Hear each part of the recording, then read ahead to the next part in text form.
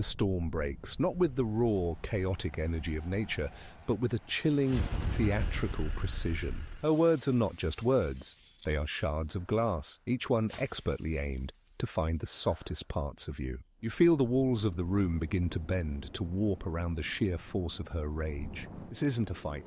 You know this. A fight implies two equal participants. This is a performance, and you are the unwilling audience of one. When the storm finally passes, it leaves a silence more deafening than the noise. You are left alone with the echoes. Her accusations become your own inner monologue. What did I do wrong? How can I fix this? How can I prevent the next storm? You start to walk on eggshells. The floor of your own mind becomes a minefield. You shrink yourself. You make your needs, your opinions, your very presence smaller and smaller, hoping that if you are small enough, you will become an invisible target. But here is the truth you need to understand.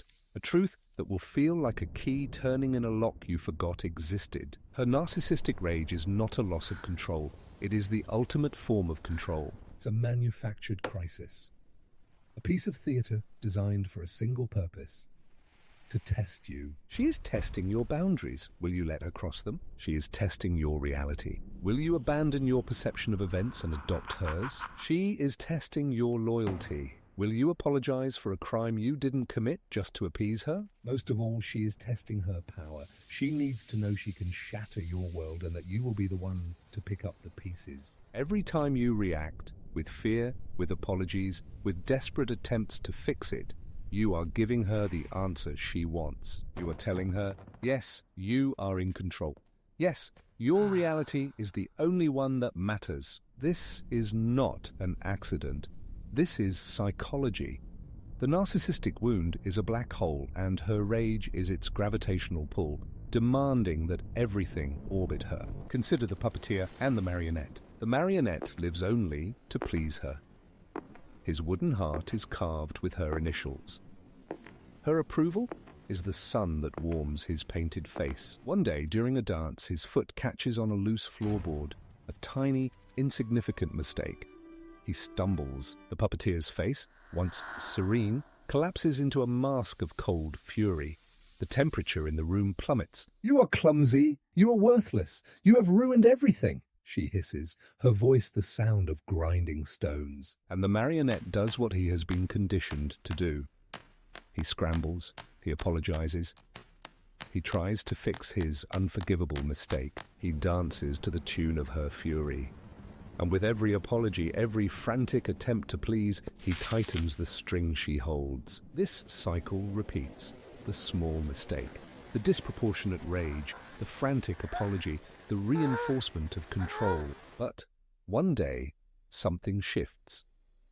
During a quiet moment, when the strings are slack, the marionette sees his own reflection in a polished shoe. He sees the cracks in his own body. He sees the vacant terror in his own painted eyes, and he understands. The rage is not about him. It was never about the stumble. It is about her insatiable need for the strings to be taut. So what happens when the rage comes and the marionette does nothing? The next time she erupts, the storm of her fury meets a void, an immovable object of utter calm. This is not aggression. This is not a counterattack. It is indifference, a quiet, profound refusal to participate. She screams, she accuses, she threatens. The performance becomes more and more frantic.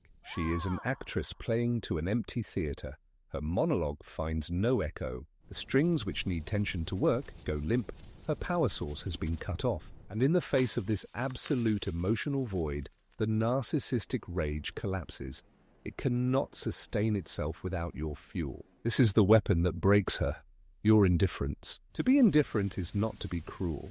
It is a radical act of self-preservation. It is a declaration that says, your storm is yours alone. I will not stand in your reign. It is the understanding that you are not a supporting character in her drama. You are the protagonist of your own life. Her rage is a test. Your reaction is your grade, but you are no longer in her class.